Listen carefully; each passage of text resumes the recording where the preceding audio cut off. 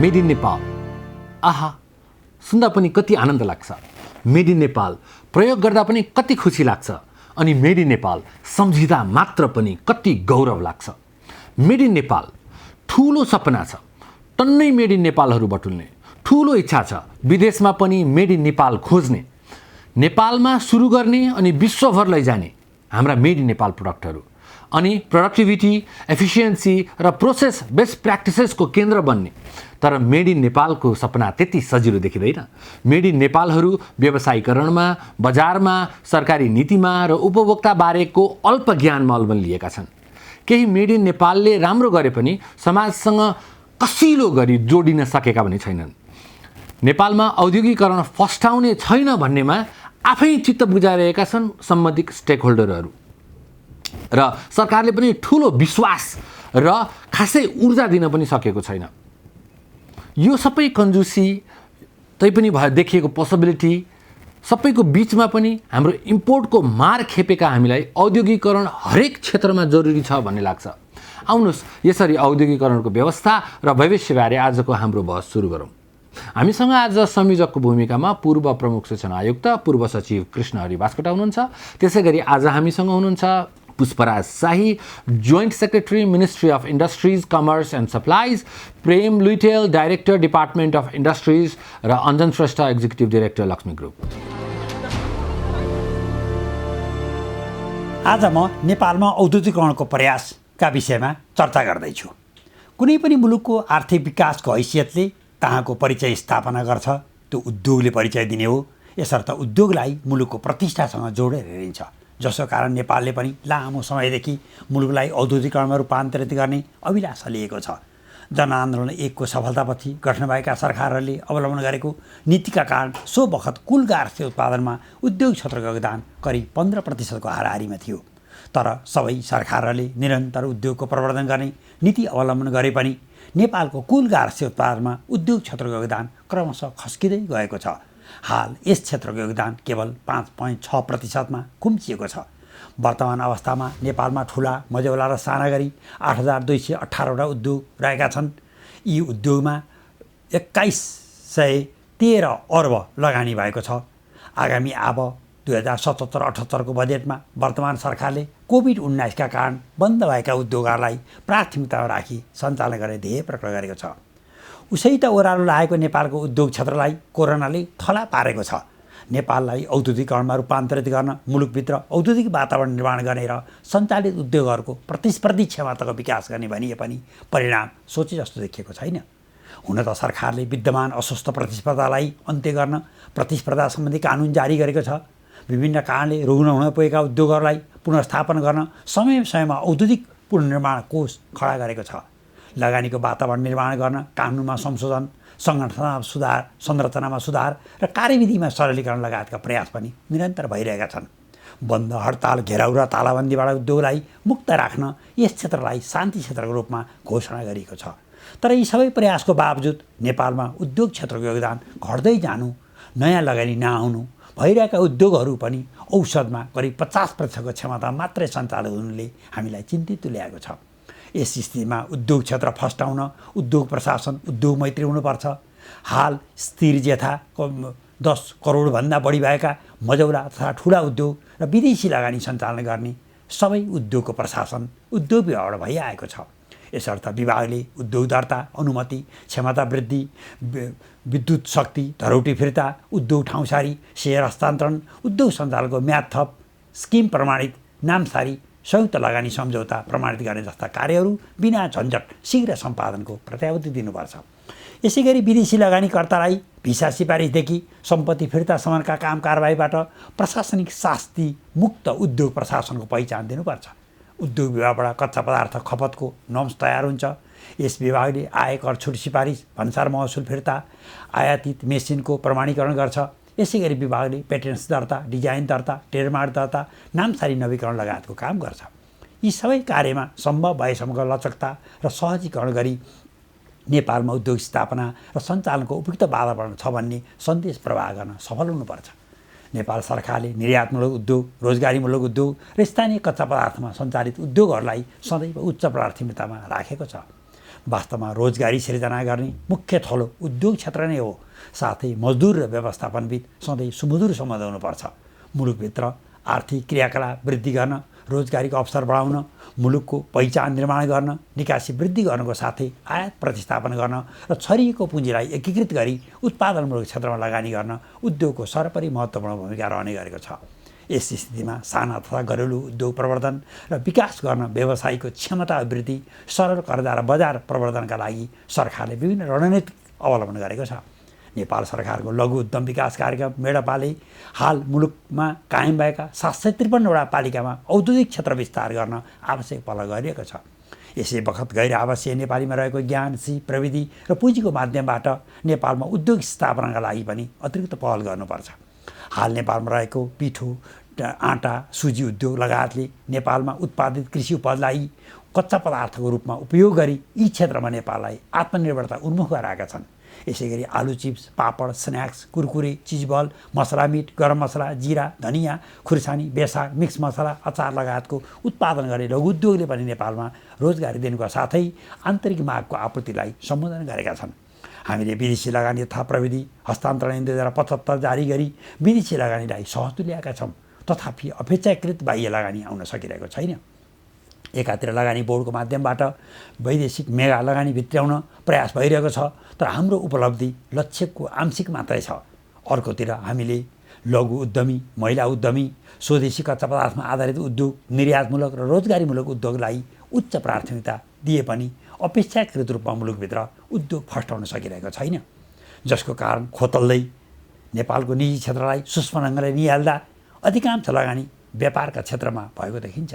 निकै कम मानिसले मात्रै उद्योगमा लगानी गरेका छन्।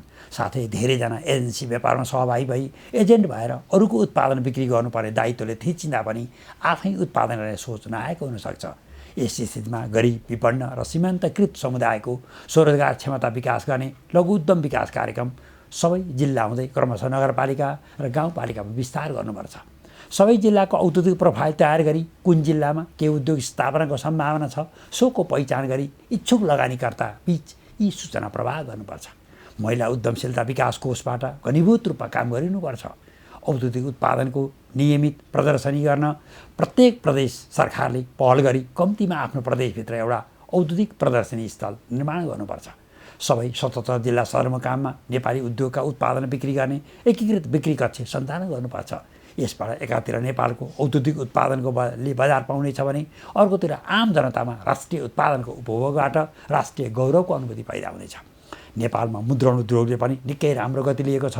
यसर्थ सरकारी क्षेत्र वा निजी क्षेत्रबाट नेपालभित्रै कम्तीमा एउटा सुरक्षित मुद्रण उद्योग स्थापना गरी हुलाक टिकट, बैंकका चेक, अध्यागमन र अन्तःशुल्क स्टिकर लगायत मुलुकभित्रै मुद्रण गर्नुपर्छ। नेपाली कला र संस्कृति झल्किने परम्परागत उद्यमहरूको विकास गर्न युवा उद्यमीहरूलाई प्रोत्साहित गर्नुपर्छ। कोभिड-19 का कारण पर्यटन उद्योग धराशायी भएकोले आन्तरिक पर्यटनको माध्यमबाट यस उद्योगलाई टिकाइराख्नुपर्छ। नेपालमा खानपिनमा आधारित उद्योगको सम्भावना खानी उद्योगको सम्भावना अति उच्च भए पनि यस क्षेत्रमा खास कदम चाल्न सकेको छैन। यसर्थ तिनै तहका सरकारहरू यसमा गम्भीर हुनुपर्छ। यसै गरी नेपालमा जडीबुटी प्रशोधन कारखानाको सम्भाव्यता पनि धेरै पहिले नै पहिचान भए पनि यस क्षेत्रमा पनि लगानी गर्न सकिएको छैन। यो एजेन्डा सधैँ पेन्डिङमा राख्नु हुँदैन। हाल स्थापना भएका औद्योगिक क्षेत्र, विशेष आर्थिक क्षेत्र लगायतको स्तरोन्नति गर्नुका साथै सबै प्रदेश स्तरमा सुविधा सम्पन्न औद्योगिक क्षेत्र स्थापना गर्दै सबै 753वटा पालिकामा पनि सानो आकारको भए पनि औद्योगिक पूर्वाधार निर्माण गर्नु हाम्रो आगामी गन्तव्य हुनुपर्छ। औद्योगिक तथा व्यावसायिक प्रयोजनका लागि आवश्यक जमिन खरिद गर्न वा लिजमा लिन सकिने कानुनी व्यवस्था गरी जग्गाको हदबन्दीको दायरालाई उद्योगका हकमा खुकुलो तुल्याउनुपर्छ। लगानीको रणनीतिक सोच भएका नवप्रवर्तनकारी उद्यमशील युवाहरूलाई बिउ पुँजी दिने गरी च्यालेन्ज खडा गर्नुपर्छ। नेपालमा कृषि उत्पादनमा आधारित ग्रेडिङ गर्ने, प्याकेजिङ गर्ने र प्रोसेसिङ गर्ने थुप्रै उद्योग स्थापनाको सम्भावना छ। यसका लागि कृषि क्षेत्रमा भिजेका, शैक्षिक योग्यता भएका र उद्यमशीलताको सोच भएका मध्ये प्रत्येक बैंकले कम्तीमा वर्षमा 100 जनालाई उद्योग स्थापनाका लागि सरल र सहज ढङ्गले कर्जा प्रवाह गर्ने प्रबन्ध गर्नुपर्छ। विभिन्न जाति समुदाय र क्षेत्रको परम्परागत पेसा र सिपलाई आधुनिकीकरण गरी लघु उद्योग सञ्चालन गर्न नेपाल सरकारले विशेष कोषसहितको प्याकेज कार्यक्रम घोषणा गर्नुपर्छ। नेपाल सरकारले लघु तथा घरेलु उद्योगलाई प्रवर्धन गर्ने कार्यक्रम अन्तर्गत सचेतना, सिप विकास, उपयुक्त प्रविधि, सहुलियत ब्याज दरको ऋणमा सहज पहुँच, बजार विकास जस्ता कार्यक्रममा प्रतिबद्धता अनुसार काम गर्नुपर्छ। गरिबीको रेखामुनि रहेका नागरिकहरूको उद्यमशीलताको विकासका लागि स्थानीय सरकारले आवश्यक सहयोग प्रवाह गर्नुपर्छ। नेपालमा रत्न पत्थर ढुङ्गालाई प्रशोधन गरी निकासी गर्ने र प्राकृतिक ग्यास उत्खनन गरी उपयोगमा आउने उद्योगको तत्काल सम्भावना छ, यसलाई अघि बढाउनुपर्छ। यस अतिरिक्त वर्तमान सरकारले चालु आर्थिक वर्ष 76-77 को बजेट मार्फत 2 दर्जन औद्योगिक वस्तुमा मुलुकलाई आत्मनिर्भर तुल्याउने अठोट लिएको छ, जसअनुसार सरकारी निर्माणमा स्वदेशी सिमेन्ट, काठ, छड, रङको प्रयोग गर्नुका साथै उपहार सामग्रीमा नेपाली वस्तु नै प्रयोग गरी औद्योगिक उत्पादनलाई बढावा दिने सरकारको प्रतिबद्धता रहिआएको छ। साथै वर्तमान सरकारले स्थानीय कच्चा पदार्थमा आधारित लघु, घरेलु, साना तथा मझौला उद्योगहरूलाई प्रवर्धन गर्ने नीति पनि लिएको छ। यसका लागि नवीनतम ज्ञान, सिप र क्षमता भएका उद्यम तथा व्यवसाय सञ्चालन गर्न सुरुवाती बिउ पुँजी उपलब्ध गराउन च्यालेन्ज फन्ड खडा गरिसकिएको छ। यसको पूर्ण सदुपयोग गर्नुपर्छ। अन्त्यमा नेपाल सरकारले स्वदेशी उत्पादनलाई प्रोत्साहन गर्न नेपाली उत्पादनको वस्तु 15% महँगो भए पनि खरिद गर्ने र 25 लाखसम्मको स्वदेशी उत्पादनको वस्तु सोझै बजारबाट खरिद गर्न सकिने कानुनी व्यवस्था सहित गरेको छ। यस्ता प्रबन्धहरूमा के कस्ता थप गरिएमा नेपालमा उद्योग क्षेत्र मौलाउन सक्छ भनी चिन्तन गर्नु हामी सबैको कर्तव्य हो। आजका लागि नेपाललाई औद्योगिकरणमा रूपान्तरित गर्ने हाम्रो सपनाले साकार रूप लिन सकोस्, नेपालमा सञ्चालित उद्योगहरू बिना कुनै अवरोध सञ्चालन हुन सकुन्, उद्योग क्षेत्रप्रति हामी सबैको सकारात्मक धारणा रहिरहोस्, यही शुभेच्छा व्यक्त गर्दै नेपालमा सञ्चालित उद्योगहरूको सफलताको कामना गर्दै नयाँ उद्योग आगमनको स्वागत गर्दछु। Thank you, Mr. Convener, for the wonderful presentation about the context. म यहाँलाई चाहिँ नि आजको प्रिमाइसलाई सेट गरिदिनु अनुरोध गर्छु। प्रथम सनाजी, आज हाम्रो टेबलमा बडा हामी सौभाग्य अवस्थामा छौँ। मन्त्रालयमा उद्योग विषयलाई एकदम नजिकबाट निहाल्नु हुने सहसचिव हुनुहुन्छ र यसै गरी उद्योग विभागमा एक प्रकार त्यसको प्रशासनमा धेरै लामो समयदेखि आफ्नो चाहिँ सकारात्मक पकड जमाइरहनु भएका डाइरेक्टर पनि हुनुहुन्छ र नेपालका एकजना प्रतिष्ठित एउटा नाम चलेका उद्योगपति पनि हाम्रो साथमा हुनुहुन्छ। यसर्थ मैले सर्वप्रथम मैले 7वटा प्रश्न यहाँहरूको सामुन्ने राख्न चाहन्छु। पहिलो मेरो प्रश्न रहन्छ, नेपालमा कुल गारस्थ्य उत्पादनमा उद्योगको योगदान क्रमशः घट्दै गएको छ, किन होला? हामीले जनआन्दोलन एकपछि झन्डै 15% भएको योगदान अहिले 5%मा झऱ्यौँ। यसको कारण यहाँले के देख्नुहुन्छ? दोस्रो चाहिँ यसरी थला पर्दै गएको उद्योग चाहिँ झन् कोरोना कहरले गर्दा झनै लकडाउनको अवस्थामा छ। यसबाट रिभाइभ हुनको निमित्त कस्तो तपाईँले अनुमान गरिरहनु भएको छ? तेस्रो चिज भनेको चाहिँ नि हामी कहाँ चाहिँ उद्योग धन्दा थपिने प्रतिबद्धता आउने भन्दा पनि भएका उद्योग बिस्तारै बन्द हुँदै जाने र एक प्रकारले भएका उद्योग पनि 50% क्षमता मात्रै चल्ने अवस्था छ। यो अवस्थालाई तपाईँले कसरी निहाल्नु भएको छ? र चौथो मेरो प्रश्न रहन्छ, के नेपालको उद्योग प्रशासन उद्योग मैत्री छ? मन्त्रालयमा, लगानी बोर्डमा, विभागमा हामीले उद्योगपतिलाई अपेक्षाअनुसार सेवा दिन सकेका छौँ? मेरो पाँचौँ प्रश्न रहन्छ, हामीले लामो समयदेखि एफडिआई फरेन डाइरेक्ट इन्भेस्टमेन्ट नेपालमा भित्राउने भनेका थियौँ। अहिले भियतनामले, कम्बोडियाले राम्रो लगानी पाइरहेका छन्। तुलनात्मक रूपमा नेपालमा किन अपेक्षाकृत लगानी आउन सकेन? यसको कारण के हो? र छैटौँ मेरो प्रश्न रहन्छ, केही औद्योगिक उत्पादनले मुलुकको पहिचान बनाउन सक्छ र यसले आयातलाई प्रतिस्थापन गर्न सक्छ, हामी आत्मनिर्भर बन्न सक्छौँ, त्यस दिशातर्फ हामी कुन अवस्थामा छौँ भन्ने यहाँलाई छ। र अन्त्यमा मेरो 7औँ प्रश्न हुन्छ, मुलुक सङ्घीयतामा गएको छ, यस्तो अवस्थामा उद्योगको प्रवर्धनको निमित्त सङ्घ सरकार, प्रदेश सरकार र स्थानीय सरकारको के भूमिका हुनुपर्छ भन्ने यहाँलाई छ। यही सेरोफेरोमा आज छलफल गरौँ भन्ने मेरो अनुरोध छ। धन्यवाद। अब म प्राइभेट सेक्टर र स्पेसली इन्डस्ट्रिजहरूलाई रिप्रेजेन्ट गर्नुहुने मिस्टर श्रेष्ठलाई आफ्नो ओपनिङ रिमार्क्सको लागि अनुरोध गर्छु। सबभन्दा इम्पोर्टेन्ट के हो भने व्यवसायमा प्रिडिक्टेबिलिटी हो। प्रिडिक्टेबिलिटी चाहियो। हामीले भन्ने बारम्बार कुरा गर्छौँ, यो प्रिडिक्टेबिलिटी चाहिँ कहिले पनि पाइरहेको छैन। यसले गर्दाखेरि हाम्रो जहिले पनि सरकारलाई अनुरोध के भने हामीलाई चाहिँ नि इन्भाइरोमेन्ट चाहिँ प्रिडिक्टेबल बनाइदिनुहोस्, सबभन्दा जरुरी कुराहरू। अब त्यस्तै अहिले एकछिन कुरा गरौँ, गत वर्षको बजेटले चाहिँ कपडा उद्योगलाई चाहिँ तपाईँको चाहिँ नि 50% विद्युतमा छुट दिने भन्यो। बाहिरको चाहिँ नि दियो, तर औद्योगिक क्षेत्रभित्र दिएन त्यो विद्युत छुट, होइन? औद्योगिक क्षेत्रभित्र कपडा उद्योग हुनु चाहिँ कि यो चाहिँ नि ऊ चाहिँ नि सौताको छोरा हो त, अब किन दिइएन भन्ने कुराहरू। त्यस्तै चाहिँ ब्याज दरमा 50% छुट दिने भने त्यो ब्याज दर 50% छुट अहिलेसम्म पाएको छैन, यस्तै यस्तै कुराहरू धेरै छन् के तपाईँको चाहिँ। अनि कस्तो छ भने नि एउटा ऐनले व्यवस्था गर्छ, अर्को ऐनले चाहिँ दिँदैन। औद्योगिक व्यवसाय ऐनले दिएको हुन्छ चाहिँ नि आर्थिक ऐनहरूले चाहिँ त्यसलाई काटिरहेको हुन्छ। मैले अहिले भने एक वर्षमा काटिरहेको हुन्छ। त्यसनाले यो वातावरण नभएको हुनाले चाहिँ हामी अवसर चाहिँ नि अरू देखिरहेको अवस्थामा पनि वातावरणले गर्दा हामी व्यवसायहरू सधैँ हिचकिचाइ चाहिँ गइरहेको एउटा उ छ होइन। र हामीलाई चाहिँ हाम्रो कन्ट्रिब्युसन चाहिँ नि झन्डै चाहिँ आज इकोनोमीमा 2/3 हुन्छ। प्रोडक्सनको हिसाबले भनौँ, तपाईँको राजस्वको हिसाबले सबैले चाहिँ नि हाम्रो 2/3 चाहिँ नि उ छ, कन्ट्रिब्युसन छ। अझै भन्दाखेरि चाहिँ नि भनौँ न अब हाम्रो चाहिँ नि सहस्राब्दी जुन चाहिँ विकासशील राष्ट्रमा लाने भन्ने किसिममा जुन सरकारले चाहिँ 2022सम्मको लागि प्रक्षेपण गरेको थियो, त्यसलाई अहिले संशोधन गरेर 2030मा भनेको छ। त्यसमा पनि निजी क्षेत्रले 2/3 लगानी गर्नुपर्छ भनेको छ। त निजी क्षेत्रलाई चाहिँ नि वातावरण खै त, तपाईँको हेर्ने दृष्टिकोण खै त, सोच्ने दृष्टिकोण किन परिवर्तन नगर्ने त? यिनीहरू पनि विकासका सम्भावक हो, यिनीहरूले सामाजिक आर्थिक रूपान्तरण गर्छन् भनेर यिनीहरूलाई जबसम्म हेरिँदैन बुझिँदैन नि तबसम्म सायद नयाँ जेनेरेसनहरू यो उसमा चाहिँ नि आकर्षित हुँदैन कि। सो अपर्च्युनिटी नभएको होइन, तर वातावरण छैन भन्ने कुरामा मैले एक्जाम्पलहरू पनि डेफिनेटली। अब म मिस्टर साईलाई अनुरोध गर्छु ओपनिङ रिमार्क्सको लागि। निजी क्षेत्रको तर्फबाट जो हाम्रो अञ्जन श्रेष्ठज्यूले राख्नुभएको कुरा जो छ त्यो चाहिँ वास्तवमा जगजाहेर हो, सबैलाई सर्वविदितै छ कि वास्तवमा औद्योगिक लगानीको वातावरणमा चाहिँ सरकारले बारम्बार सुधारका प्रयासहरू गरिरहेको छैटौँ योजनादेखि नै निजी क्षेत्रमा चाहिँ हामीले 20-30 वर्ष हात हालेको, यसलाई खुकुलो बनाउनुपर्छ, सुधार गर्नुपर्छ, यसको वातावरण बनाउनुपर्छ भन्ने कुरा। र अर्को नेपाल सरकारले के पनि आफ्ना प्रतिवेदन मार्फत के पनि स्वीकारेको छ भने वास्तवमा रोजगारी र उत्पादनमूलक रोजगारी भन्ने कुरा त चाहिँ निजी क्षेत्रले उपलब्ध गराउँदो रहेछ। 85% भन्दा बढी त निजी क्षेत्रबाट छ। सरकारी क्षेत्रले उपलब्ध गराएको रोजगारी भनेको 10-12% हो। त्यो हिसाबले पनि निजी क्षेत्रलाई अगाडि बढाउनुपर्छ भन्ने हिसाबले औद्योगिक व्यवसाय सम्बन्धी कानुनहरू, बौद्धिक अधिकार सम्बन्धी कानुनहरू, विदेशी लगानीलाई पनि देशमा ल्याउनुपर्छ, पुँजीको अभावलाई पनि कम गर्नुपर्छ। र चाहिँ हाम्रो मुलुक चाहिँ अलिकति भौगोलिक विविधताको हिसाबले अल्पविकसित मुलुक भएको हिसाबले पनि हाम्रा चाहिँ छैटौँ योजनादेखि भएको अहिलेसम्म के हो त, मुख्य जतिसुकै अक्षर र अङ्कमा तलमाथि गरे पनि औद्योगिक क्षेत्रको व्यावसायिक लागत चाहिँ घटाउने र उत्पादन लागत घटाउने, सीमान्त उत्पादन लागत चाहिँ घटाउने भन्ने कुरा नै हो।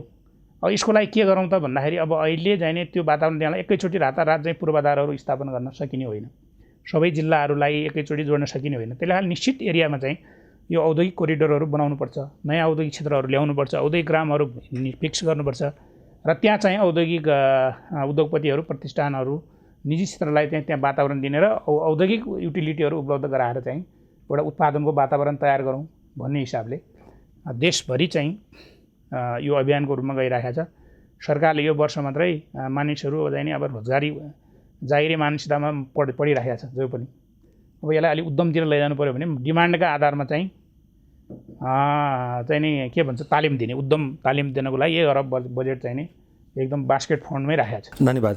अब मिस्टर लुइटेलाई अनुरोध गर्छु। यो कोरोनाको कहरको अवस्थामा लामो समयसम्म लकडाउनका कारण बन्द रहेका उद्योगहरू नेपाल सरकारले लकडाउनकै बिचमा पनि केही अलिकति उद्योग व्यवसाय सञ्चालन गर्नका लागि उद्योग विभाग मार्फत सवारी पासको माध्यमबाट र अन्य माध्यमबाट पनि न्यूनतम चलाउनका लागि पछिल्लो चरणमा चाहिँ प्रयास भएको थियो र केही उद्योगहरू चाहिँ यो लकडाउनकै बावजुदहरू पनि अत्यावश्यकीय वस्तु तथा सेवा उत्पादन गर्ने उद्योगहरूको निरन्तरता भएको र उत्पादनमूलक उद्योग र अत्यावश्यकीय वस्तुहरू, खाद्यान्न लगायतका विषय औषधि पानीका उद्योगहरूलाई त्यो बिचमा व्यवसायीहरूले सङ्कटका बावजुद पनि एउटा चाहिँ राज्यमा विश्वव्यापी महामारीको रूप आएको अवस्थामा नेपाल पनि त्यसबाट चाहिँ प्रभावित भएको अवस्थामा आफ्नो उत्पादनलाई निरन्तरता दिएर जुन गुण लाउनुभयो, जुन आपूर्ति व्यवस्था सहज गर्नलाई चाहिँ सहज गर्नुभयो, यसको लागि उद्योगिक व्यवसायी क्षेत्रलाई नेपाल सरकारको तर्फबाट धन्यवादै दिनुपर्दछ। पछिल्लो चरण राजनैतिक चाहिँ स्थिरता, ऊर्जा सङ्कटको केही हदसम्मको चाहिँ अहिले पछिल्लो चरणको समाधान, अहिले चाहिँ देशभित्रै चाहिँ ऊर्जावान श्रम शक्तिको चाहिँ आपूर्ति भएको अवस्था, देशभित्रको कच्चा पदार्थ लगायतको स्वदेशी कच्चा पदार्थ प्रयोग गरी यहीँभित्र चाहिँ माइक्रो इन्टरप्रिनियरसिप डेभलपमेन्टदेखि लिएर लघु घरेलु साना उद्योगहरूको चाहिँ विकासको प्रचुर सम्भावना र अहिले नेपालमा लगानीको अनुकूल वातावरण छ भनेर विदेशीहरूलाई समेत मुलुकभित्र आकर्षण गर्न सक्ने हाम्रो चाहिँ यो स्ट्रेन्थका बिचमा हामी अहिले रहेका छौँ र सँगसँगै हाम्रो अर्को अवस्था के छ भन्दाखेरि 3 तहमा राज्य प्रणाली, सङ्घ, प्रदेश र स्थानीय 3 तहका सरकार, तीनै तहको सरकारको चाहिँ प्रतिबद्धता उद्योग क्षेत्रलाई प्रवर्धन गर्ने, रोजगारी सृजना गर्ने, स्वदेशभित्रको बचतलाई चाहिँ उत्पादनशील क्षेत्रमा लगाउने र विदेशबाट रेमिटेन्सको रूपमा आएको रकमलाई पनि अनुत्पादक र उपभोग्य क्षेत्रको सट्टा औद्योगिक क्षेत्रमा लगाएर आय आर्जन र रोजगारी सृजना गर्ने, यी सबै नीति र सबैको चाहिँ एकबद्धता भएको वर्तमान परिवेश भएको हुनाले यो परिवेशको सदुपयोग गर्दै विगतका कमी कमजोरी अप्ठ्यारालाई सुधार गर्दै अब भनेको सङ्घ, प्रदेश र चाहिँ स्थानीय तीनै तहका सरकारले आफ्नो तहमा औद्योगिक क्रान्ति, औद्योगिक उत्पादन, स्वदेशी उत्पादन, एक गाउँ एक उत्पादन, यो नीतिलाई चाहिँ बढावा गर्नुपर्ने आजको आवश्यकता हो। मैले एमबिएको स्टुडेन्टहरूले इन्टरनेटमा राख्नुभएको एउटा रिपोर्ट हेरेको थिएँ। इन्डस्ट्रियल स्टेटमा जुन मान्छेले वाटर ट्रिटमेन्ट प्लान्ट पनि आफ्नै सेपरेटली राख्नुपर्ने, अनि त्यसपछि ब्याकअप पावर पनि सेपरेटली राख्नुपर्ने, अनि एन्सिलियरी सर्भिसेसहरूको फेसिलिटी के पनि नहुने, त्यो प्लटिङ बाहेक अरू के छ र यो कतिको अट्र्याक्टिभ, यो खाले इन्भेस्टमेन्ट 80 अरब राज्यको इन्भेस्टमेन्ट चाहिँ नि इन्डस्ट्रियल ग्रोथको लागि कतिको प्रोडक्टिभ छ जस्तो लाग्छ तपाईँलाई? मलाई के लाग्छ भने वास्तवमा नेपाल सरकारले जुन औद्योगिक क्षेत्र अथवा त आर्थिक विशेष क्षेत्र विभिन्न किसिमका हामीले त गार्मेन्टको लागि पनि छुट्टै प्रोसेसिङ सेन्टरहरू अथवा हामीले चाहिँ एक प्रकारले अन्य पनि सुक्खा बन्दरगाहहरू बनाउन आँटेका छौँ। त्यसमा त पूर्वाधारमा पूर्ण रूपमा नै सरकारले सबै पूर्वाधारमा बनाइदिन्छु भनेको नै हो।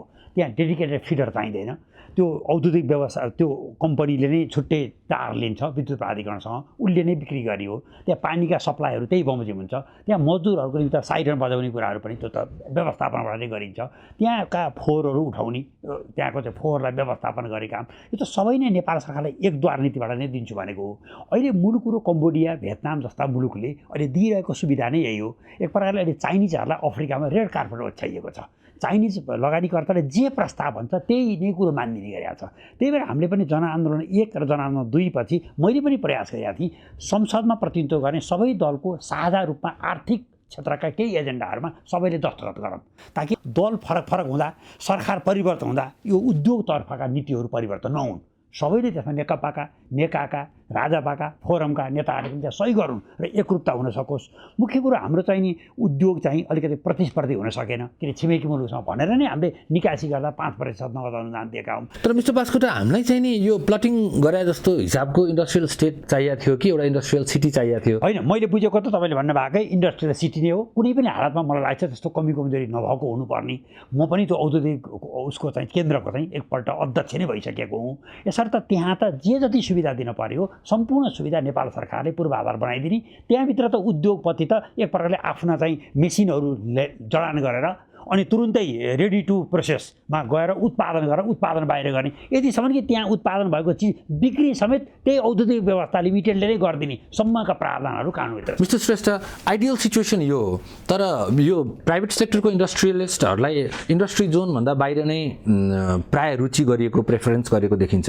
यसमा के छ? Is this attractive or do you think जुन स्टेटले चाहिँ जहिले पनि इन्डस्ट्रियल ग्रोथको कुरा गर्ने बित्तिकै इन्डस्ट्रियल जोनको कुरा गर्छ, तपाईँहरू कतिको इन्ट्रेस्टेड हुनुहुन्छ यो होल कन्सेप्टमा? औद्योगिक क्षेत्रको नेपालमा अहिले भइरहेको औद्योगिक क्षेत्रको सोच के छ भने नि ऊ भाडा उठाउने सोचमा छ सबभन्दा ठुलो कुरो। उसले फेसिलिटेट गर्ने भन्दा प्लटिङको कुरा त पछि आउँछ, त्यो कुरा म अर्कै म भन्छु। भाडा उठाउने सोचमा भए हुनाले उहाँहरूले फेसिलिटेट गर्न खोज्नु भएको छैन। जहिले पनि उहाँहरूको सोच हो होइन। र त्यहाँ चाहिँ नि कस्तो भने त्यो औद्योगिक क्षेत्र चाहिँ यदि साँच्चै नै सञ्चालन गर्ने हो भने, यदि प्राइभेट सेक्टरलाई दिने हो भने त्यो 5 जनाले सञ्चालन गर्छ होला, त्यो 50 जना चाहिँ नि कर्मचारीहरू छ। र त्यहाँ चाहिँ कुनै उद्योगलाई सुविधा दिने, सहुलियत दिने किसिमको वातावरण छैन। जस्तो त्यहाँ भएका इन्फ्रास्ट्रक्चरहरू जहिले पनि जीर्ण हुन्छन्। भनौँ न, एक्जाम्पल भन्दाखेरि औद्योगिक क्षेत्रमा दिएको उद्योगको भवन जस्तो 2 थरीको चाहिँ नि त्यहाँ लिज छ। एक किसिमको चाहिँ खाली जग्गामा उद्योगीले भवन बनाएको छ, एउटा चाहिँ औद्योगिक क्षेत्रको व्यवस्थापन लिमिटेडको आफ्नै भवन छ। त्यो चुहिएको हुन्छ, जीर्ण हुन्छ, त्यसलाई चाहिँ मर्मत गर्दैन। यो वर्ष बजेट छैन, यो वर्षको लागि तपाईँलाई 25 लाखको बजेट आयो भनिदिन्छ, जबकि त्यहाँ 50 लाख करोड रुपियाँ चाहिएको हुनसक्छ। मतलब उदाहरणको लागि, अथवा 10 लाखको आयो भन्ने किसिममा त्यो एउटा अवस्थाहरू छ होइन औद्योगिक क्षेत्रको कुरा गर्दाखेरि। र अब म तपाईँलाई भन्छु, यो ठ्याक्कै तपाईँले प्लटिङ सबैको कुरा गर्दाखेरि म चाहिँ नि अहिले सिएचको म कुरा गर्छु होइन। सिएच चाहिँ नि एकदम ऐन आयो, आएर 18 वर्षपछि झन्डै पछि मात्र आयो सिएजको कुरा, किन म सिएजको बोर्डमा पनि छु, म उद्योग वाणिज्य महासङ्घबाट प्रतिनिधित्व पनि गर्छु र सिएजको म तपाईँलाई कहानी अलिकति भन्छु हजुर समय भयो भने चाहिँ नि। सिएजमा के भयो भने नि सिएजमा चाहिँ ऐन आयो, ऐन आउँदाखेरि यो चाहिँ कस्तो भने एउटा प्रशासनिक ऐन जस्तो आयो क्या भन्छु। जस्तो इक्जाम्पलको कुरामा भाडाको कुरामा चाहिँ सुरुमा भाडा महँगो भयो, यो मैले नै प्रश्न उठाएको थिएँ चाहिँ नि त्यो बेला चाहिँ के भने यो सिएज पनि औद्योगिक क्षेत्र जस्तै भाडा नै उठाउने सोचले आएको हो र सिएजले त चाहिँ यो चाहिँ एक्सपोर्ट होस्, एक्सपोर्टबाट राज्यले भोलि चाहिँ नि राजस्व कमाउला अथवा चाहिँ नि यहाँले रोजगार सिर्जना होला होइन। यसले गर्दाखेरि जुन बेनिफिट आउने हो त्यो बेनिफिट लिने हो, यसले चाहिँ भाडा लिएरै बेनिफिट गर्ने हो। सस्टेन चाहिँ हुनुपर्छ निश्चय पनि, सधैँ एकछिन सधैँ सरकारले मात्र राख्ने होइन, त्यसनाले चाहिँ नि यो चाहिँ यसरी हुनु हुँदैन भन्ने कुरा अर्को कुरा। सिएजमा अर्को एउटा नियमावलीलाई हामीले धेरै कोसिस गऱ्यौँ, अहिले आएर बल्ल फ्लेक्जिबल हुने आएछ। झन्डै त्यसको लागि 3 वर्ष हामी चाहिँ नि लड्नु पऱ्यो भन्नु पऱ्यो, त्यो सधैँ भनिराख्नु पऱ्यो। जस्तो चाहिँ नि त्यहाँ क्याप लगाइदियो कि 70% भन्दा चाहिँ नि बढी चाहिँ एक्सपोर्ट हुने मात्र इन्डस्ट्री सिएजमा आउन सक्छ होइन।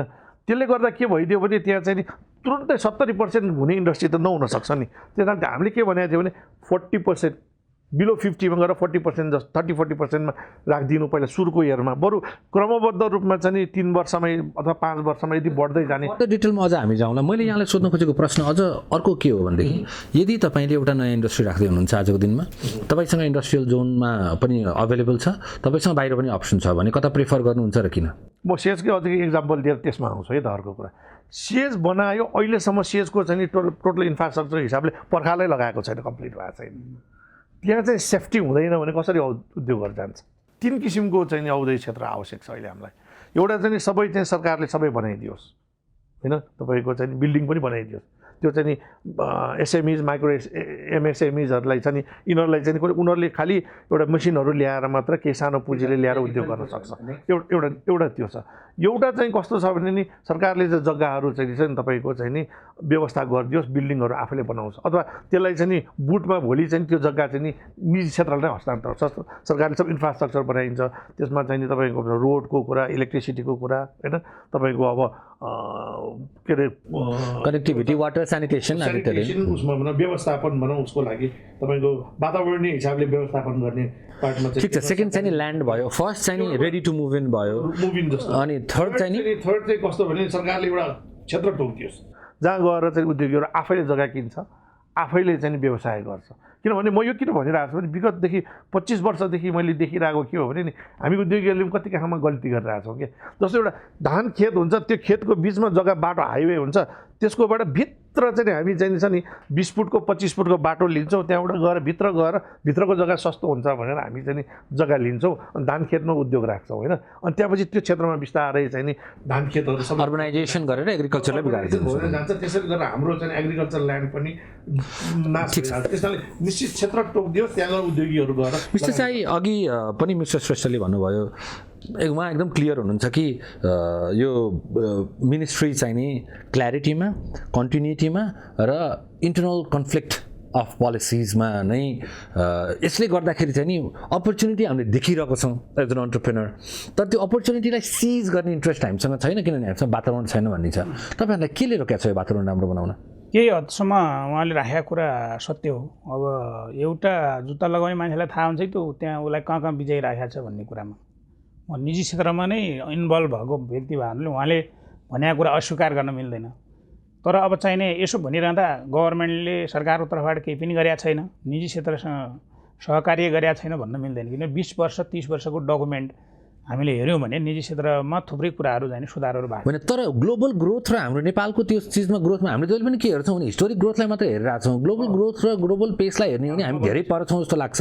होइन, म अझ यहाँलाई त्यो प्रश्न कसरी सोध्न चाहन्छु भने तपाईँले लास्ट इयर के त्यस्तो खास गर्नुभयो नेपालको इन्डस्ट्रीहरूलाई गर्नुको लागि? 3टा चिजहरू भनिदिनुहोस् न हामीलाई।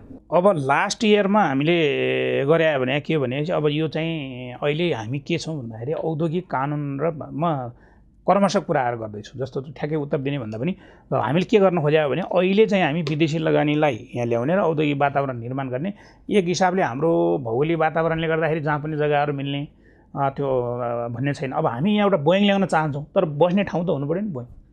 त्यसकारण हामी उद्योग र विदेशी लगानी ल्याउन चाहन्छौँ तर चाहिने के हो त भन्दाखेरि त्यो ठाउँ त हुनु पऱ्यो नि, स्पेस। तिमी आफै जग्गा सम्बन्धी कानुन नै अलिकति गाह्रो छ। वन सम्बन्धीको कानुनै त्यस्तो छ। यी दुवै कुराहरू हामी सुधार गर्दैछौँ। इन्डस्ट्रियल जोनहरूले इन्डस्ट्रिजलाई प्रमोट गर्छन् र नेपालमा एफडिआईको सम्भावना छ र त्यसको लागि कार्यक्रम भइरहेछ भन्ने कुरा तपाईँले अस्योर गर्नुभयो हामीलाई। एकदमै कार्यक्रम भइरहेछ। यो चाहिँ नै मैले कसै जब क्रिएट गर्ने कुरा, इन्डस्ट्री स्थापना गर्ने कुरा, यो पेइङ चेक होइन कि यो ओभरनाइट भइहाल्छ भन्ने कुरा होइन।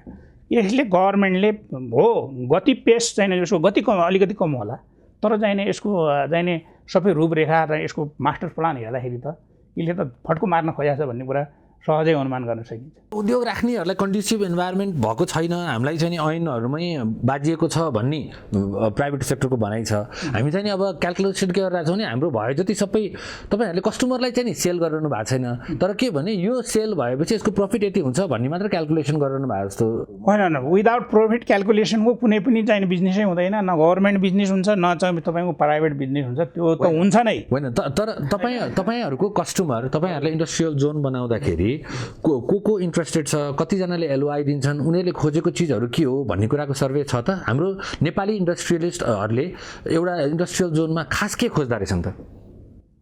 खासै खोज्ने भनेको के हो भने अब त्यो त इन्डस्ट्री अनुसार हुन्छ। त एग्रिकल्चर सेक्टरमा खोज्नुहुन्छ भने अहिले बजार खोजिरहेको छ। तब अरू इन्डस्ट्रियल सेक्टरमा खोज्नुहुन्छ भने उसले चाहिँ नि ब्याज दर छुट खोजिरहेको छ, पूर्वाधार एक्सेस खोजिरहेको छ, कच्चा पदार्थको भन्सार दर घटाउनु पऱ्यो, तयारी वस्तुको भन्सार दर चाहिँ बढाइदिनु पऱ्यो, ताकि आफ्नो इन्डस्ट्रीहरूभित्रको चाहिँ नि मतलब घरेलु उद्योगको संरक्षण होस्, भित्री रूपमा खोजिराखेको छ। तपाईँको चाहिँ नि सस्तो ऋण पाइयोस् भन्दैछ, करमा अलिकति छुट होस् भन्दैछ। मिस्टर लुइटेललाई एक्चुअली एफडिआईकै केसमा र यो इन्डस्ट्रियल जोनकै केसमा र इन्सेन्टिभहरूकै केसमा तपाईँकोमा कस्ता खाले इन्ट्रेस्टहरू आएको छन् एफडिआईमा, कुन सेक्टरहरूबाट आएको छन् र उनीहरूको चाहिँ नि त्यो एफडिआई कतिको जेन्युइन हो, अथवा भनौँ न त्यो इन्भेस्टमेन्टको इन्ट्रेस्ट चाहिँ कतिको जेन्युइन हो, त्यो कन्भर्ट हुन्छ भन्नेमा कतिको विश्वस्त हुनुहुन्छ? 6 अरब रुपियाँसम्मको विदेशी लगानी चाहिँ स्वीकृति चाहिँ उद्योग विभागमा हुन्छ। पछिल्लो अवस्थामा यहाँले भने जस्तो हेर्ने हो भनेदेखि साबिकमा चाहिँ हाम्रो चाहिँ पुरानो विदेशी लगानी तथा प्रविधि हस्तान्तरण ऐन 49 अनुसार हामी उद्योग प्रशासन गरिराखेकोमा 75 सालमा समय सान्दर्भिक त्यो भएन।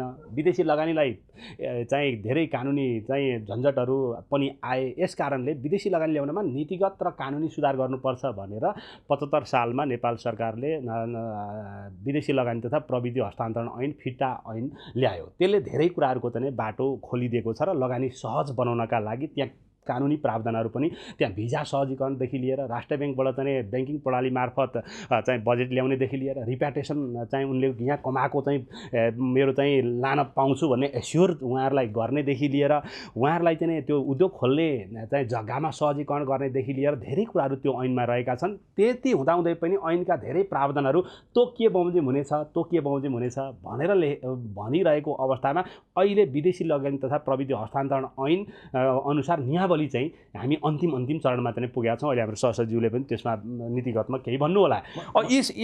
यी सबै कुराले गर्दा विदेशीहरूको पछिल्लो चरणमा चाहिँ पोलिटिकल, अघि मैले ब्याकग्राउन्डमा पनि भनेको थिएँ, पोलिटिकल स्टेबिलिटी, ऊर्जा सङ्कटमा चाहिँ केही समाधान, देशभित्र शान्तिपूर्ण चाहिँ वातावरण, नेपालमा चाहिँ अब लगानी गर्दाखेरि लगानीको पनि सुरक्षा हुन्छ र रिप्याटेसन गरेर पनि लान पाइन्छ भन्ने एस्योर भएरै होला वासिङ सिमेन्ट चाहिँ अहिले आएर चाहिँ उत्पादन उसले दिइसकेपछि एक खालको ठुलो स्केलको सिमेन्ट इन्डस्ट्री नेपालमा भएकोमै एफडिआईबाट चाहिँ झन्नै 24 अरब चाहिँ रुपियाँ लगानी भएको चाहिँ एउटा इन्डस्ट्री नवलपरासीमा चाहिँ सञ्चालनमा आयो। अहिले त्यसले गर्दा हामीलाई झन्नै आत्मनिर्भरमा ल्याउँदैछ। धादिङमा वासिङ सिमेन्ट सायद आगामी वर्षबाट उसले पनि उत्पादन सुरु गर्ला।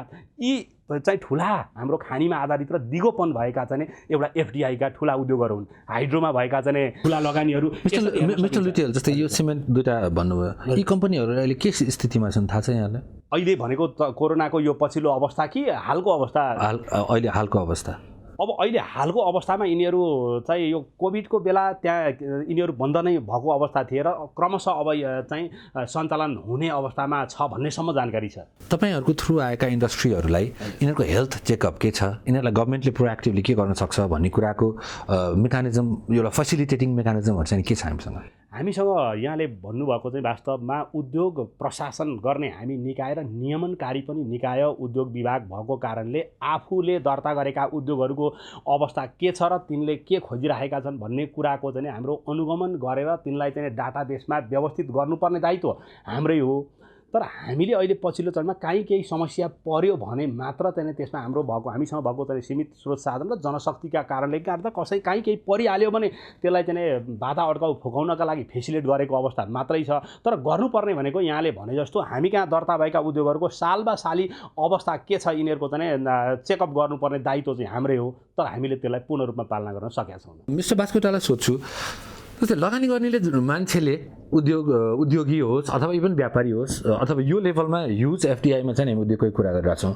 लगानी गर्नेले लगानी फिर्ता लैजाने पनि त सबभन्दा पहिलो नै वाट इज माई एन्ट्री भनेर भन्दाखेरि वाट इज माई एक्जिट भनेर होइन, म आफै पनि विभिन्न इन्भेस्टमेन्ट डिस्कसनहरूमा बस्दा वाट इज माई एक्जिट भन्छ।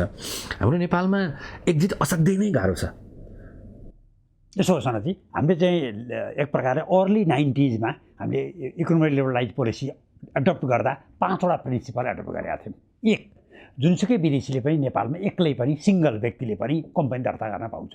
2, उसको आफ्नो SOP standard operation procedure globally जे छ त्यही नेपालमा अप्लाई गर्न पाउँछ। 3, उसले आफूलाई जे चाहिने चाहिँ आफू फ्रेन्डली इक्विपमेन्ट मेसिनहरू पाटपुर्जाहरू जे चाहिन्छ त्यो उसले ल्याउन पाउँछ। चौथो चिज भनेको चाहिँ उसले जुनसुकै कन्भर्टेबल करेन्सीमा पनि नेपाल सरकारलाई स्वीकार्य हुनेमा उसले आफ्नो त्यहाँ पैसा ल्याउन पाउँछ।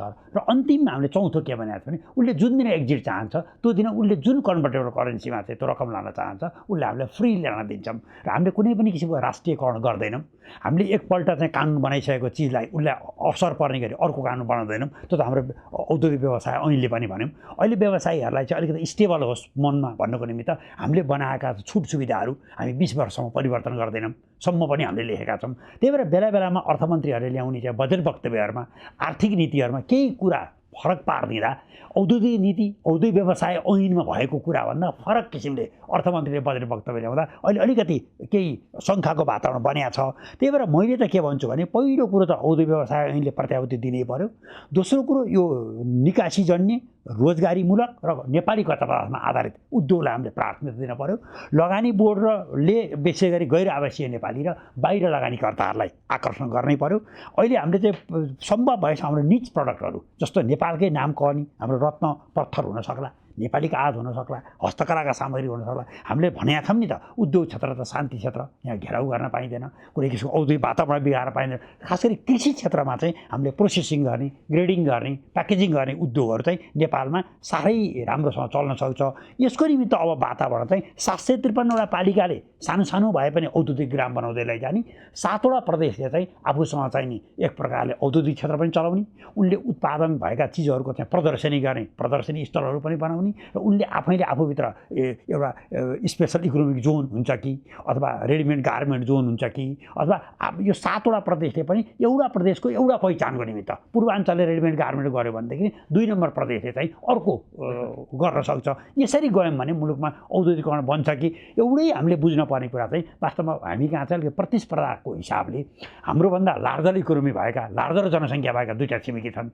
चीनमा झन्डै 1.5 अर्ब मानिस हुने, भारतमा झन्डै चाहिँ 1.25 अर्ब मानिस हुने हुँदा नेपालमा चाहिँ त 3 करोड मानिसलाई गरेको उत्पादन र हामी चाहिँ त्यही माथि पनि अब हाम्रो सी अप्रोच छैन, हामी त भूपरिवेष्टित मुलुक भयौँ। सामान्य किसिमले पनि 13 देखि 15% हाम्रो लाभ लागत बढी छ। त्यसले गर्दा पनि नेपालमा आधारित कम तौलका बढी मुनाफा हुने वस्तुहरूमा चाहिँ हाम्रो उद्योग धन्दालाई केन्द्रित गर्नुपर्छ। आज नेपालमा कुनै पनि इन्डस्ट्रीको बारेमा गुगल गर्नुहोस्, कुनै पनि यहाँले डेटा भेट्नु हुँदैन। म यहाँलाई यति कुरा एउटा के ग्यारेन्टी गर्न सक्छु भने हामीले स्टेट लेभलबाट गरेको र एउटा व्यापारीलाई एउटा इन्भेस्टरलाई चाहिने लेभलको डेटा चाहिँ हामीले भेट्दैनौँ। जबकि अरू कन्ट्रीहरूमा इभन डेभलपिङ कन्ट्रिजहरूमा हेर्ने हो भने सर्टेन सेक्टरहरूमा चाहिँ म्यासिभ डेटाहरू छ। आज नेपालमा केही हाइड्रो पावरका डेटाहरू भेटिन्छ, तर मैले थम्ब रुल मानौँ नेपालमा कुन कुन इन्डस्ट्रीको चाहिँ एभरेज मार्जिन कति छ मैले थाहा पाउन सक्दिनँ। रिसेन्टली हामीले एउटा रिसर्च के गरेको थियौँ भने एग्रिकल्चरमा चाहिँ cold storage गर्दाखेरिको basic business plan कस्तो हुँदो रहेछ त नेपालको थम्ब रुल के छ त्यो पनि अभाइलेबल छैन हामीसँग।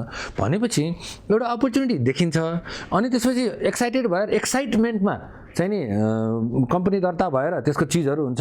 तर त्यो फिजिबिलिटी जुन डेक्स फिजिबिलिटी भएको छ, डेक्स फिजिबिलिटी र एक्चुअल फिजिबिलिटीको बिचमा ह्युज डिफरेन्स छ।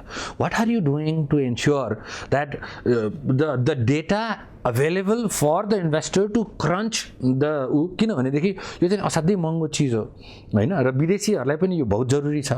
यो चिज एन्स्योर गर्नलाई यहाँको डिपार्टमेन्टले के गर्दैछ? यहाँले भनेको कुरा एकदम सही कुरा हो। अहिले मुलुक तीन तहको सङ्घीय संरचनामा गएपछि झन् हामीलाई चाहिँ के भइराखेको पाएको छौँ हामीले भन्दाखेरि अघि सचिवले पनि भन्नुभएको थियो प्रदेशले अहिलेको औद्योगिक व्यवसाय ऐन जुन 76 आयो यो ऐन आइसकेपछि अनुमति लिनुपर्ने उद्योगदेखि बाहेक र विदेशी लगानीका उद्योगदेखि बाहेकका सबै उद्योगहरू चाहिँ प्रदेशले कानुन बनाएर चाहिँ दर्ता गर्न सक्ने 6 अरबको सीमा लगानी बोर्डको सीमादेखि बाहेकको अब विगतमा चाहिँ साना उद्योग भन्दा मुनिको चाहिँ लघु र घरेलु उद्योग प्रदेशमा 10 करोडभन्दा मुनिको थियो 10 करोड माथि 6 अरबसम्म उद्योग विभाग 6 अरब माथि लगानी बोर्ड यसरी पुँजीको सिलिङ थियो अहिलेको यो सङ्घीय कानुनले चाहिँ जुन नयाँ उद्योग व्यवसाय ऐनले यो बाटो खोलिदियो खोलेपछि त्यहाँ चाहिँ ती निकायहरू अहिले उद्योगका निकायहरू 3 तहमा विभाजन पनि भयो यहाँले भने जस्तो पहिले उद्योग विभाग पहिले उद्योग वाणिज्य तथा आपूर्ति उद्योग मन्त्रालय वाणिज्य आपूर्तिको छुट्टै मन्त्रालय उद्योग विभाग घरेलु तथा साना उद्योग विभाग घरेलु तथा के अरे साना उद्योग विकास समिति 3वटा चाहिँ विभाग लेभलका निकायले चाहिँ प्रशासन गर्थे डाटाबेसहरू सञ्चालन गर्थे आफ्नो मातहतका चाहिँ निकायहरूबाट एकीकृत डाटाहरू लिन्थे सङ्घीय प्रणालीमा गइसकेपछि घरेलु तथा साना उद्योग विभाग खारेज भयो समिति पनि खारेज भएको अवस्था भयो भएका हाम्रा चाहिँ विङ्सहरू भनेको उद्योग विभागको अहिले चाहिँ प्रदेश र स्थानीय तहमा हामी मातहतको कुनै पनि अड्डा छैन उद्योग विभागका मातहतका कार्यालयहरू पनि अब छैनन् भनेपछि ती बिचमा लिङ्केज कसरी कायम गर्ने भन्दा एउटा कानुनले गर्ने भयो त्यसो भए यसमा आशावादी नबनाऊ होइन आशावादी बन्ने कुरा म अब भन्दैछु के छन् अहिले पछिल्लो चरणमा भन्दा बिचको यो त्यहाँ प्रदेशमा ती कार्यालयहरू गइसकेपछि तिनले रिपोर्टिङ गर्दा तिनको मन्त्रालय हाम्रो अर्को मन्त्रालय हुँदै आउनुपर्नेमा अघि मैले भने हामीले चाहिँ सफ्टवेयर प्लेटफर्म जुन आगामी वर्ष बनाउने भन्दैछौँ यसमा हामी प्रदेश मन्त्रालयलाई जोड्छौँ प्रदेशको निर्देशनालयलाई जोड्छौँ प्रदेशको घरेलु तथा साना उद्योग कार्यालय जोड्छौँ हाम्रो विभागलाई जोड्छौँ र एकल बिन्दु सेवा केन्द्र र ती केन्द्र कहाँबाट खटेर आउने कर्मचारी हुन् तिनीहरूलाई पनि त्यो चाहिँ प्लेटफर्म र डाटाबेसमा जोडिसकेपछि आज दार्चुलामा कुन उद्योग दर्ता भयो भन्ने कुरा त्यहाँ नसोधिकन हाम्रो सिस्टमले चाहिँ त्यहाँ देखाइदिने नेपालमा के क्याटेगोरीका कति स्केल वाइज अथवा चाहिँ तपाईँको चाहिँ वर्ग पुँजी वाइज अथवा रोजगारका हिसाबले कस्ता उद्योग छन् यसको डाटाबेस बनाउने काम चाहिँ हामीले प्लेटफर्म मिस्टर लुटेल एटलिस्ट जस्तै यो पहिला जलस्रोत के भनिन्थ्यो अहिले ऊर्जा के भनिन्छ होइन त्यो एनर्जी मिनिस्ट्रीले चाहिँ नि आफ्नो प्रोस्पेक्टिङ गरेको हुन्छ मास्टर प्लानहरू लिएर आउँछ एटलिस्ट त्यसमा चाहिँ नि हाम्रो नेपालमा के उहरू छ एकदम इजिली देखिन्छ तर इन्डस्ट्रीको लेभलमा चाहिँ नि यो चिजहरू छैन यहाँहरूले एउटा एजेन्सी हायर गरेर यसमा अलिकति डिटेल्ड इन्फर्मेसन नेपालको एक्जिस्टिङ इन्डस्ट्रीहरू तिनीहरूको चाहिँ नि रेजिस्टर्ड पुँजीहरू एटलिस्ट मेरो access to information as an investor हुने चिजहरूलाई त अलिकति सेक्योर गरिदिनुहोस् होइन त्यसलाई हामीले गर्न पनि खोजेका छौँ अहिलेको ऐनले पनि 6 महिनामा जो हामी कहाँ दर्ता भएका उद्योग छन् त्यो उद्योगले आफ्नो प्रोडक्सन क्यापासिटी लगायतको चाहिँ अवस्था उद्योग विभागमा जानकारी गराउनुपर्छ नगराएमा चाहिँ सजाय हुने सम्मका पनि कानुनी व्यवस्था छन् तर हामी कहाँ चाहिँ उद्योग विभागमा गत 77 जेठसम्म हेर्ने हो भनेदेखि 8228वटा उद्योगहरू दर्ता भएका छन् उद्योग विभागमा दर्ता भएका उद्योगहरू 8228 भर्खर लेटेस्ट डाटा हो काम कतिवटाले गरेका छन् त्यसमध्ये गत वर्ष 700 उद्योगले मात्र हामीलाई चाहिँ विवरण हाम्रो चाहिँ प्रोडक्सन यति भयो यो वर्षको यति हो भनेर प्रगति प्रतिवेदन बुझाउनु भयो हामीले चाहिँ नि उहाँहरूबाट लिन पनि सकिएन उहाँहरूले कानुनले दिनुपर्छ भनेको दिन पनि सक्नु भएन त्यसलाई डाटाबेसमा राखेर चाहिँ के रहेछ त इन्डस्ट्री सेक्टरको एनालाइसिस पनि गर्न सकिएन यिनै इररहरूलाई मध्यनजर गरेर आगामी बन्ने जुन डाटाबेस छ त्यसमा चाहिँ सबै अनलाइन सिस्टममा हामीले इभन त्यो डाटाबेसमा के गरेका छन् उद्योगपति स्वदेशी र विदेशीले पनि तर सरी मिस्टर लुटेल यो कस्तो हेल्पलेसनेस हो भनौँ न होइन 7300 जना मान्छेलाई फोन गरेर सोध्न सकिन्छ होइन एउटा कुनै इन्टर्न्सहरू लिन सकिन्छ तपाईँहरूले उहरूसँग बसेर तर अब यो त अति हेल्पलेसनेसको कुरा भएन र म के अज्युम गरौँ जम्मा 700 मात्र इन्डस्ट्रीहरू नेपालमा 8000 मध्ये 700 मात्र इन्डस्ट्री एक्टिभ छन् भन्ने अज्युम गरौँ डाटाबेस त्यतिको चाहिँ अपडेटमा आयो अरू पनि सञ्चालनमा छन् अहिले कस्तो भने उद्योगीहरू पनि फाइल बेसमा आफूले पुँजी वृद्धि क्षमता वृद्धि ठाउँसारी आइइआइए अपग्रेडिङ गर्ने उत्पादन विविधीकरण गर्ने हुँदाखेरि उहाँ आउनुहुन्छ सबै इन्फर्मेसन लिएर र त्यो फाइल बेसिसमा काम भएर जान्छ तर ती केही पनि गरेन उद्योग दर्ता गरेर आफ्नो स्वीकृत पुँजी र चाहिँ स्वीकृत स्किम बमोजिमको क्षमतामा सञ्चालन गरिरह्यो भने र उसले चाहिँ वार्षिक रूपमा चाहिँ उद्योगलाई त्यो पठाउनु पर्ने पठाएन र त्यसले गर्दा डाटाबेस बन्न सकेन। श्रेष्ठ मेरो लास्ट क्वेसन छ यहाँलाई पहिला बन्द हडताल भयो त्यही भएर इन्डस्ट्री राम्रो भएन भन्नुभयो, बन्द हडताल केही हदसम्म यो चिजहरू सकियो। त्यसपछि फ्युल हामीलाई ऊर्जाको लोड सेडिङले गर्दा हामीले गर्न सकेनौँ भन्नुभयो, अब त्यो पनि उ भयो। ट्रेड युनियनले कोअपरेट गरेन भन्नुभयो, अहिले ट्रेड युनियनहरू लार्जली धेरै कोअपरेटिभ एन्ड कन्ड्युसिभ भएको छन्। अब फेरि वातावरण मिलेन। यो वातावरण त कहिल्यै मिल्दैन नि। कुन देशको सबभन्दा डेभलप्ड इकोनोमीमा पनि वातावरण चाहिँ मेरो देशमा राम्रो छ भनेर भन्दैनन्। अब यो वातावरण बहाना हो कि अथवा के छ? तपाईँहरू कसरी अगाडि बढ्दै हुनुहुन्छ? वातावरण छैन भनेर भन्न खोजेको मानेमा चाहिँ नि त्यो तपाईँले भन्नुभएको जस्तो छ नि, बहानाबाजी गरेको चाहिँ होइन। किनभने इम्प्रुभ सिचुएसन हिजोको दिनमा त यो जुन छ नि फेरिस्त त धेरै ठुलो हुन्थ्यो। तपाईँको आफ्नो आफै ट्रेडिङ पनि गर्नुहुन्छ, आफै म्यानुफ्याक्चर पनि गर्नुहुन्छ। तपाईँको म्यानुफ्याक्चरिङको पोर्टफोलियो होल तपाईँको ग्रुपभित्र अब म्यासिभली बढ्नेवाला छ त? बढिरहेछ त। तपाईँको सुन 20मा चाहिँ नि 2-3 वर्ष अगाडिको कुरा गर्दाखेरि तपाईँको चाहिँ नि कुनै बेला म्यानुफ्याक्चरिङ सेक्टर थियो, अनि 20मा आएर यो द्वन्द्वकाल सबैको परिस्थितिहरूमा ट्रेडिङतिर ट्र्याक भयो हामी, होइन? अनि त्यसपछि ट्रेडिङमा आयौँ। ट्रेडिङले चाहिँ नि तपाईँको उस गर्दा रेसियो हेर्दाखेरि तपाईँको 80% ट्रेडिङ भयो, 20% इन्डस्ट्री भयो। तर अब चाहिँ नि हामी कुन चाहिँ जुसी छ? अब जुसी भन्दाखेरि त चाहिँ चार्मिङ इज इन्डस्ट्री म भन्छु। जुसी कुन भन्दाखेरि चार्मिङ च्यालेन्जिङ छ नि, र चाहिँ नि त्यसबाट अचिभ हुँदाखेरि आफूलाई चाहिँ नि जुन गर्व हुन सक्ने छ नि, त्यो चाहिँ इन्डस्ट्री छ। हाम्रोमा चाहिँ नि पेटेन्टिङ, कपिराइटिङ आदि इत्यादि चिजहरूमा त्यति स्ट्रङ रुल्स एन्ड रेगुलेसन्स नभएको भएर कस्तो भने हाम्रा यङ इन्डस्ट्रियलिस्टहरूले चाहिँ नि डेभलप गरेको चिजहरू लिक हुने अथवा उनीहरूले चाहिँ आरएनडीमा त्यति बेला इन्ट्रेस्टेड नभए के। किनभने म आरएनडीमा इन्ट्रेस्टेड भएँ भने मैले निकालेको चिजको चाहिँ नि राइट्स मसँग रिजर्भ हुन्छ भन्ने कुराको मैले ठुलो एस्योरेन्स देखिनँ भने म किन इन्भेस्ट गर्छु आरएनडीमा। यो चिजहरूलाई प्रोटेक्ट गर्न पनि इन्डस्ट्रियलाइजेसनमा ठुलो भूमिका हुन्छ र जुन हिसाबले नेपालमा स्टार्टअपहरू ग्रो भइरहेछ, they will be really asking both of you for answers on this. त्यही भएर तपाईँको चाहिँ नि के छ, नेपालमा म आफ्नो बाबुबाजेको चाहिँ नि सम्पत्ति बेचेर भए पनि गरेर मैले पत्ता लगाएको नयाँ चिजलाई मेरो सरकारले मेरो ओनरसिपलाई कसरी चाहिँ नि मलाई सेफगार्ड गर्न सक्छ? यो वैदेशिक लगानीको लागि पनि एउटा महत्त्वपूर्ण पार्ट हो। यो उद्योग व्यवसायको लागि पनि राम्रो पार्ट हो। जस्तो यो चाहिँ म एकदम कानुन कमजोर छ भन्न चाहिँ मिल्दैन, किनभने एकदम कानुन यो इन्टरनेसनली कनेक्टेड छ। हामी चाहिँ नि यो के भन्छ बौद्धिक सम्पत्ति अधिकार ऐन जो अहिले छलफलको चरणमा छ, हामी छिटै क्याबिनेटमा पेस गर्ने चरणमा छौँ।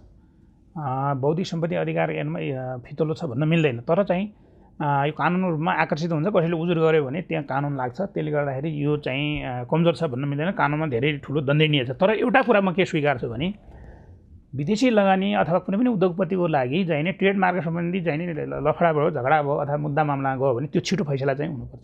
10 वर्षसम्म मुद्दा लडेपछि यहाँ त लेबल दर्ता गर्नु पनि 6 महिना लाग्छ होइन? त्यो त भेरिफिकेसनलाई टाइम लाग्छ होला, किनभने अरू अन्तर्राष्ट्रिय जगतमा पनि त्यसो हेर्नु पऱ्यो, त्यो संसारभरिकोसँग तुलना गर्ने होइन। तर प्रोफेसनली अप्रुभल त पाउनु पऱ्यो नि। मैले आज एउटा लेबल इन्ट्रोड्युस गरेँ, मैले प्रोफेसनली अप्रुभल पनि पाउँदिनँ मैले। तर यो विवाद पऱ्यो भने अलिकति त्यसको टाइम चाहिँ बढी लिन्छ, किनभने अब त अहिलेको सम्मानित सर्वोच्च अदालतले पनि चाहिँ वादी प्रतिवादीको तिम्रो मुद्दा कतिखेर हुन्छ, पेशी कतिखेर हुन्छ, फैसला के हुन्छ भनेर चाहिँ नि त्यो स्क्रिन बोर्डमा राख्ने बेला आयो भने हामीले चाहिँ नि यसलाई छुट्टी विभागहरूमा स्थापना गर्नुपर्छ भन्ने कन्सेप्टमा छौँ हामी। यसले छिटो फैसला गर्नुपर्छ, यसलाई चाहिँ नि लेन्दी गर्नुहुन्न, छुट्टै बेन्च दिनुपर्छ यो, र चाहिँ यसरी चाहिँ नि लामो प्रोसेस गरेर पनि हामी सहमत छौँ। त्यो चाहिँ ढिलाइ चाहिँ हुन्छ, तर यो कानुनमा त यसले चाहिँ मतलब गरिँदैन, यहाँ प्रोटेक्सन छैन भन्ने कुरा होइन। यसको लागि ठुलो तर पेटेन्टको त हामी कहाँ के सम्झौतामा हस्ताक्षर गरे पेटेन्टको चाहिँ नि हामी कहाँ के व्यवस्था छ? ट्रेडमार्क र कपिराइट त ठिक छ, पेटेन्टको चाहिँ नि के छ? केही भन्नु यहाँ सरले पनि धेरै भन्नुभयो। वास्तवमा पेटेन्ट डिजाइन ट्रेडमार्कको प्रशासन गर्ने काम संविधानले पनि सङ्घीय सरकारलाई मात्र दिएको छ, त्यसको प्रशासन उद्योग विभागबाट हुन्छ। आजको दिनमा यो लकडाउन हुनुभन्दा अगाडि नेपालमा 50,123वटा ट्रेडमार्क दर्ता भएका छन्, संरक्षण प्रमाणपत्रै प्राप्त भएका छन् भने 85,000भन्दा बढी एप्लिकेसनहरू लाइनमा छन्।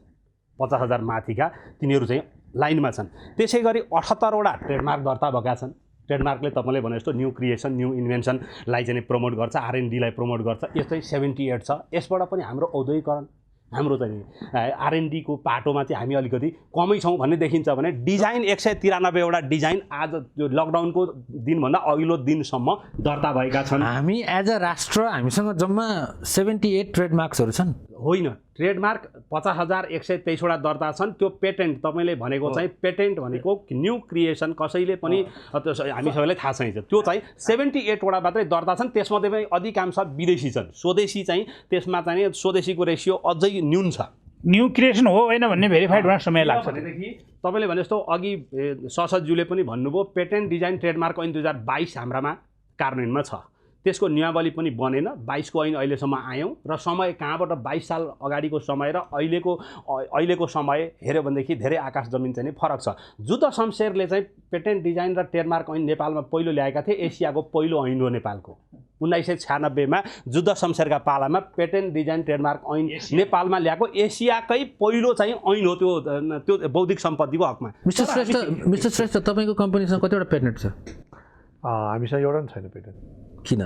यत्रो इन्डस्ट्री चलाउनु भयो, यति वर्षको लेगेसी छ, तपाईँको R&Dमा खर्च गर्नु हुँदैन? खर्च गर्छौँ, तर पेटेन्ट हुन सक्ने किसिममा चाहिँ अहिलेसम्म डेभलप भएको छैन। We are trying. अब म संयोजकज्यूलाई आजको कार्यक्रमलाई कन्क्लुड गर्न अनुरोध गर्छु। प्रथम सनतजी, आज हामीले एकदम लाइभ डिस्कसन गऱ्यौँ। उद्योगलाई नजिकबाट निहाल्नु हुने सहसचिव र एक प्रकारले हातमै फिङ्गर टिप्समै डेटाहरू भएको हाम्रो डाइरेक्टर र एक प्रकारको नेपाल उद्योग वाणिज्य महासङ्घको एउटा पिलारको रूपमा रहनुभएका हाम्रो अञ्जन श्रेष्ठ लगायतका साथीहरूसँग छलफल गर्दा बडा गजब आयो। त्यही भएर मैले चाहिँ नेपाल सरकारलाई 7वटा सुझाव दिने गरी आफ्नो चिज तर्जुमा गरेँ। पहिलो मेरो सुझाव चाहिँ के रहन्छ भने मुलुकलाई जे जस्तो परिस्थिति भए पनि औद्योगिक रूपान्तरमा लैजानै पर्छ। यसको निमित्त आन्तरिक र बाह्य लगानी भित्राउनको निमित्त वेलकम गर्न सरकारले जे जस्तो कानुन बनाउनुपर्छ त्यसमा पूर्ण लचकता अवलम्बन गर्नुपर्छ र सरकार निजी क्षेत्रलाई दिने सुविधामा सरकारले कति पनि मन सानो नगरिकन लगानीको वातावरण बनाउन छुट सुविधाहरूको प्याकेज घोषणा गर्नुपर्छ। दोस्रो मैले सरकारलाई सुझाव दिन्छु, वास्तवमा कोभिड-19ले थला परेका उद्योगहरूलाई रिभाइभ गर्न सरकारले यसमा पनि मनलाई कति पनि सानो बनाउनु हुँदैन। निजी क्षेत्रको कुरा गम्भीरतापूर्वक सुन्नुपर्छ। अहिले निजी क्षेत्रले दिनको 2 अर्ब रुपियाँको नोक्सानी बेहोरेको कुरा बताइरहनु भएको छ र जमिनको वर्गीकरण अनुसार औद्योगिक भूमि भनेपछि त्यसमा EIA लगायतका कुनै पनि अवस्था केही गर्न नपर्ने र त्यसमा स्थानीय मानिसहरूले कुनै बाधा अड्काउ गर्न नपाइने व्यवस्था सरकारले सुनिश्चित गर्नुपर्छ। तेस्रो मेरो सुझावमा चाहिँ अहिले फुल क्यापासिटीमा उद्योगहरू सञ्चालन गर्न सकेनन्। तपाईँले भन्नुभएको थियो अहिले चाहिँ बन्द हडतालको अवस्था अथवा इनर्जीको अवस्था, अहिले अन्य ट्रेड युनियनको अवस्था, कच्चा पदार्थको अवस्था कुनै पनि नभएको हुनाले अब हामी चाहिँ उद्योगपतिहरूले पनि यसमा लगानी बढाउनै पर्छ। कानुनले केही दिनुपर्ने सुनिश्चितता छ भने त्यो दिनैपर्छ।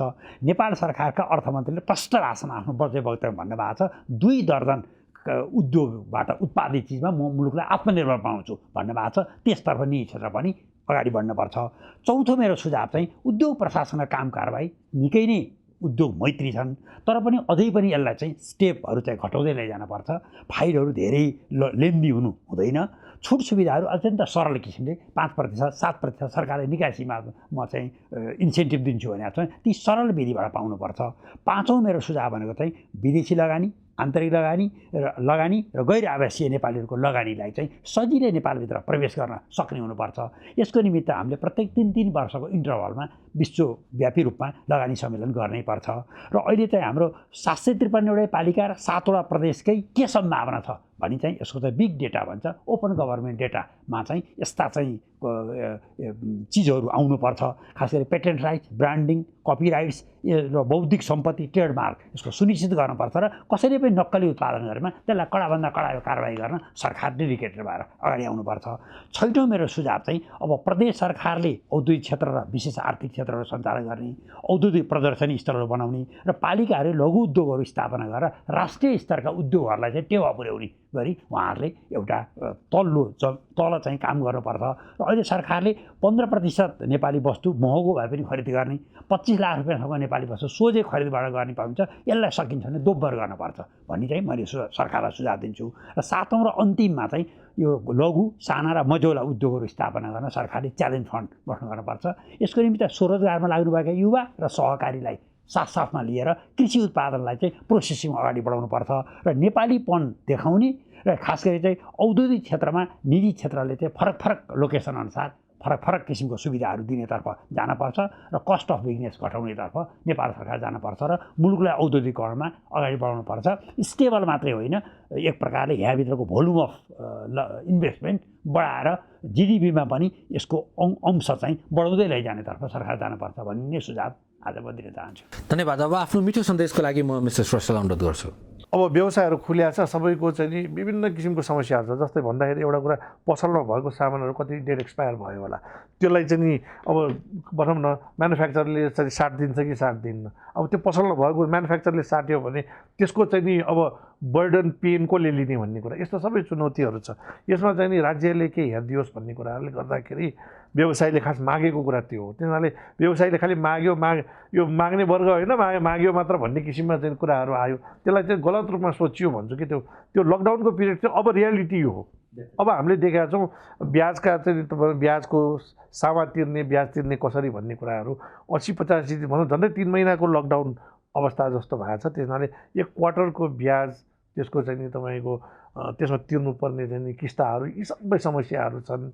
तपाईँको त्यो बेला चाहिँ उद्योगहरू बन्द भएको छ, बिजुलीको चाहिँ नि तपाईँको डिमान्डै चलेको छैन, डिमान्ड चार्ज चाहिँ नि तपाईँको छुट दिनु पऱ्यो भनेर सरकारले डिमान्ड चार्ज छुट दिने भन्यो, त्यो दिन्छ कि दिन्न, यस्तै कुराहरू सबै कुराहरू, यी चुनौतीहरू सबैको स्थितिमा हामी बसिरहेका छौँ। मिस्टर साईलाई अनुरोध गर्छु। धन्यवाद। म निजी क्षेत्रलाई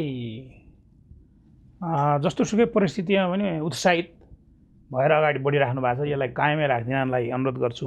अब हाम्रा ऐन कानुनहरू, बौद्धिक अधिकार सम्बन्धी कानुनहरू, औद्योगिक व्यवसाय ऐनहरू, लगानी सम्बन्धी, विदेशी लगानी सम्बन्धी कानुनहरू एकदम अनुकूल हुने गरी उहाँहरूसँग पर्याप्त छलफल गरेर उहाँहरूको रुचि र देशको चाहिने स्वार्थलाई सँगसँगै राखेर हामीले चाहिँ ती ड्राफ्ट गरेर हामी ल्याएका छौँ र केही आइसकेका छन्, केही आउँदैछन्।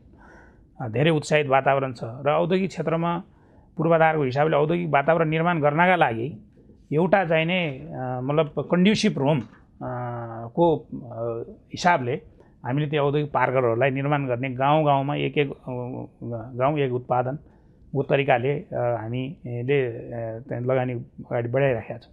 त्यसले गर्दाखेरि अब उद्यमको हिसाबले पनि सरकारले चाहिने खुल्ला बजेटको रूपमा 1 अरब चाहिँ हाम्रो मन्त्रालयमा दिएको छ। अब यसले के गर्छ भने निजी क्षेत्रसँग हामी थुप्रै वस्तुगत सँगसँग सहायता गरेर त्यो क्षेत्रमा चाहिँ हामी उद्यम व्यवसायहरू अथवा चाहिने क्षमता विकासका कामहरू मिलेर गर्न सक्छौँ। धन्यवाद। मिस्टर लुइटेल, अहिले हाम्रो नेपाली कल्चर चाहिँ उद्योगको नभएर ट्रेडिङको कल्चर छ। नयाँ उद्यमीहरू जति आउनु भएको छ उहाँहरू ट्रेडिङ कन्सेप्टबाट आइरहनु भएको छ। अब त्यसलाई हामीले इन्टरप्रेन्योरसिप कन्सेप्टबाट चाहिँ हामीले लानुपर्छ। यसका लागि राज्यका नीति नियमहरू चाहिँ यही अनुसार अगाडि बढेका छन्। यसै वर्ष आगामी अब 77-78 को बजेटमा पनि अर्थमन्त्रीज्यूले जुन प्रस्तुत गर्नुभयो, कोभिडबाट प्राप्त औद्योगिक क्षेत्रको अवसर प्राप्त गर्नको लागि नवप्रवर्तनको क्षेत्रमा काम गर्न चाहने उद्यमीहरूका लागि 2% ब्याज दरमा चाहिँ उहाँहरूलाई चाहिँ कर्जा दिने गरी 50 करोडको एउटा फन्ड पनि क्रिएट भएको छ। म यो नयाँ उद्यमी व्यवसायी र युवा जो लगानी गरेर केही म आर्जन गर्छु, स्वदेशभित्रै बसेर म चाहिँ केही काम गर्छु भन्ने व्यक्तिहरूलाई उद्यमशील बन्नुहोस्। यसका लागि तपाईँ नजिकको कृषि अफिस जानुहोस्, भेटनरीको अफिसमा जानुहोस्, घरेलु कार्यालय जानुहोस्, उद्योग विभाग आउनुहोस्,